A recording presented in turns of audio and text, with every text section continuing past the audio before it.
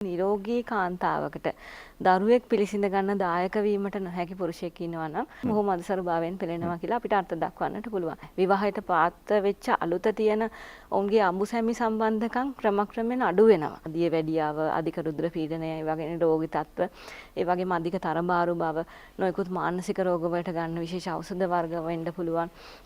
බොහෝ රෝගී තත්ත්ව මේ හේතු කොටගෙන මේ තත්ත්වය ඇති කරනවා. වෘෂණ කෝෂවල නහර ගැට ගැසීම් තියෙන පුද්ගලයන් අපිට හඳුන්ව ගන්න පුළුවන් ඔවුන්ගේ නාඩි පරීක්ෂාවෙන්. ඒ නාඩි පරීක්ෂාවෙන් හඳුන ගන්න නහර ගැට ගැසීම් සඳහාත් අපි ප්‍රතිකාර ලබා දෙනවා. වෘෂණ කෝෂවල අභ්‍යංග කරනවා අපි ඇතැම් විට උත්තර වස්ති ප්‍රතිකාර ලංකාවේ වෙන තැන්වල මම දන්න හැටියට කරන්නේ නැහැ.